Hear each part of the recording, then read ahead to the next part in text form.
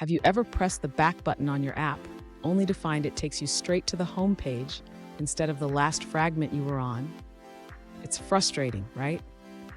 If that's you, then you're in the right place. Today, we're tackling the issue of the bottom navigation view back button not working properly. I totally get it. You're not alone in this struggle.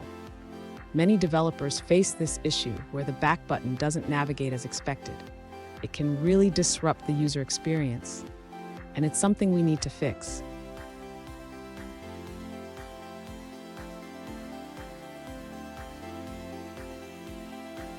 Here's the specific situation we're looking at. One user recently asked, "Why does my back button take me directly to the home page instead of the previous fragment?" They want to navigate back through their selected items, not jump straight to home. Sound familiar? Let's dig into this together and find a solution. So what could be causing this? The issue often arises from how the back button is implemented in the activity. Instead of navigating through the fragments, it defaults to the home fragment. We'll break it down step by step so you can fix it. And don't go anywhere. I've got a pro tip at the end that will help you manage your navigation more effectively.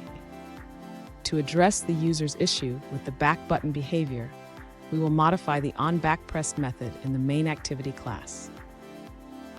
This will allow the user to navigate back through the fragments in the desired order.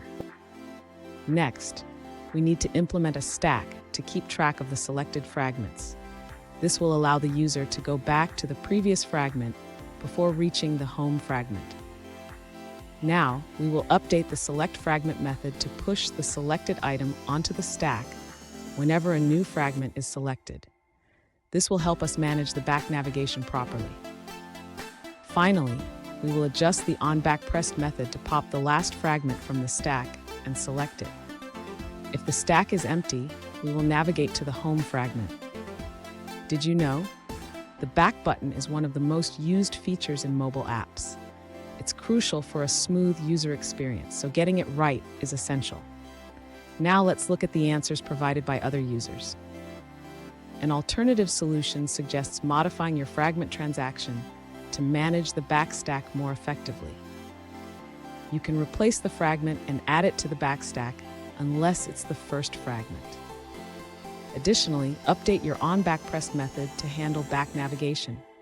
Check the back stack count, and if it's greater than 0, pop the back stack and update the selected item in the bottom navigation view.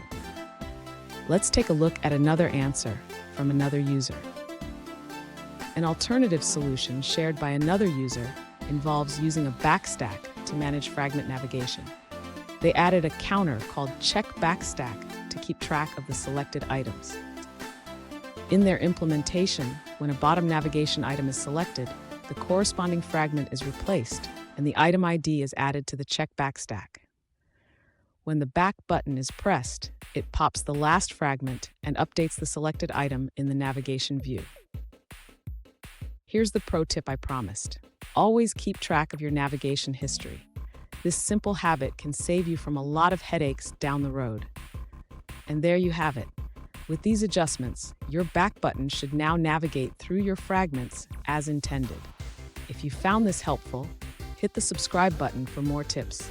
And don't miss our bonus pro tip on managing navigation effectively.